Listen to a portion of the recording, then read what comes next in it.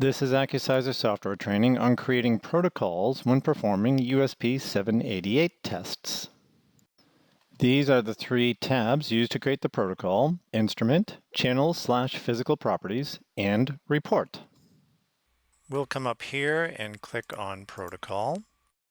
And on the first tab, we first will adjust the measurement volume to 5 mLs per sample. This particular sensor is calibrated at 30 mils per minute. We'll start measuring at 0.5 or 0.56. That requires we work in summation mode. Extinction mode is good for about 2 microns and above. The official protocol requires running 4 measurements. We discard the first and then do the average of the second through the fourth. We'll make a tare volume of 0.5 ml. We don't need an air gap or a delay. We won't flush before each replicate. That's something we could do if we wanted to clean the system in between each run. I will pull the same tare volume before each replicate. If we wanted to work with very low measurements, we would need to click here. For instance, if we wanted to measure down at 250 microliters, if we were working under the protocol USP 787.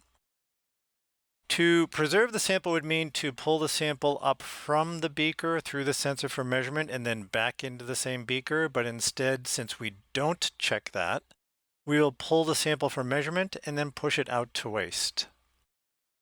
We could choose to measure with a stir bar, but if we didn't have a stir bar or wanted to work at very small volumes, we could do what we call push-pull mixing, where we pull the sample up and push it back into the same beaker before the measurement, but we will leave that at none.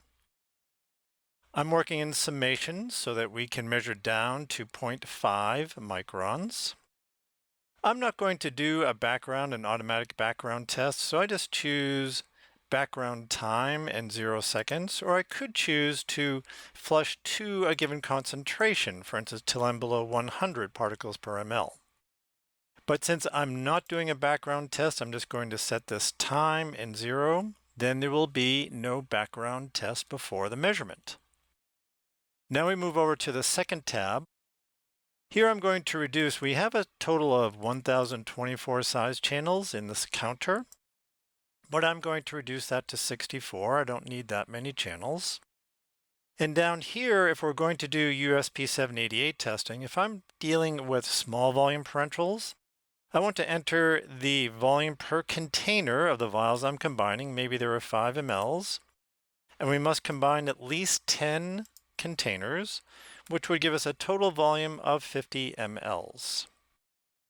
Then on the Report tab, I may choose to automatically run the USP 788 report at the end of the measurement.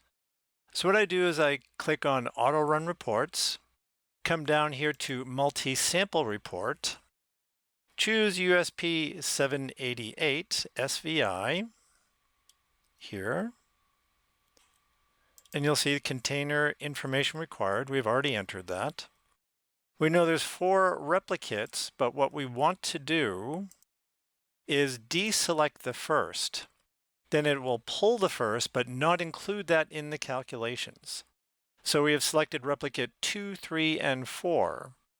And now we would automatically, if I clicked here on running the report, now it will automatically run the USP SVI report at the end of the measurements. And finally, I need to give this a name, which we will call USP 788 SVI. We will save this protocol, and now we have a protocol that will automatically run USP 788 and generate a report at the end of the measurement.